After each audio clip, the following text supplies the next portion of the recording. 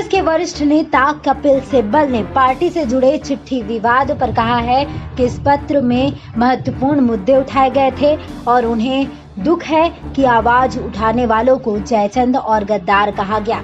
सिब्बल ने कहा है कि इस पत्र में हस्ताक्षर करने वाले नेता किसी भी तरह से रक्षात्मक मुद्रा में नहीं है और उन्होंने पूरी शिद्दत से अपनी बात कही है। एक खास बातचीत में कपिल सिब्बल ने कहा है कि उन्होंने इस चिट्ठी को कुछ महत्वपूर्ण मुद्दों को उठाने के लिए लिखा था। उन्होंने कहा कि कांग्रेस पार्टी इस वक्त ऐतिहासिक रूप से निचले पायदान पर पहुंच गई है और पार्टी के लिए रिवाइवल प्लान वक्त की जरूरत है। उन्होंने कहा कि लोगों ने ये चिट्ठी पढ़ी नहीं है।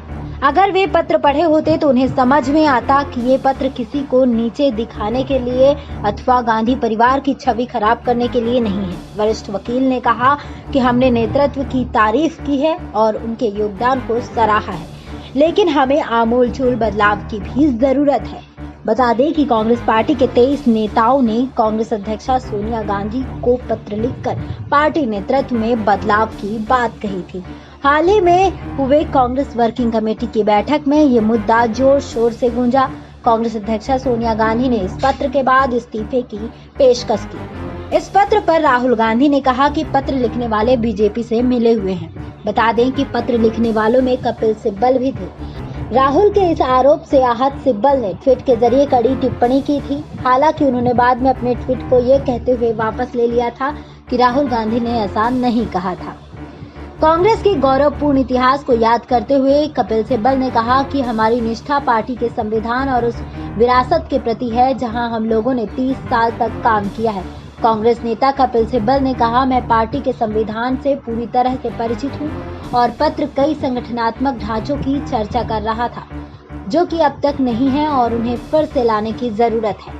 पार्टी के संविधान में इनकी भी चर्चा है। जैसा कि हमारा कर्तव्य है कि हम देश के संविधान के साथ डटे रहें, इसी तरह हमारी ये भी ड्यूटी है कि हम पार्टी के संविधान का पालन करें। सोनिया गांधी को लिखे गए इस पत्र में कांग्रेस के कई संगठनों को पुनर्जीवित करने की चर्चा की। कांग्रेस वर्किंग कमेटी की बैठक में पत्र लिखने वालों को निशाना बनाने पर उन्होंने कहा कि हमारी पार्टी लोकतांत्रिक मूल्यों के लिए खड़ी रही है और मीटिंग में जो कुछ हुआ वो दुखद था। कपिल सिब्बल से पूछा गया कि वे आगे अपनी पार्टी का भविष्य क्या देखते हैं और क्या उन्हें उम्मीद है कि उन्हें जवाब मिलेगा। इस पर उन्होंने कहा, हमें व्यक्तिगत रूप से कुछ पाना नहीं है, पार्टी का हित सर्वोपरि है और हमें कुछ भी खोने का भय नहीं है। हम लोग एक साथ हैं और उम्मीद करते हैं कि हमारे सुझावों पर पार्टी गंभीरता से विचार करेगी। हम लोग इंतजार करेंगे और आने वाले वक्त में अगले कदम का फैसला करेंगे। जानकारी सूत्रों एवं सूत्र सोर्स से प्राप्त है।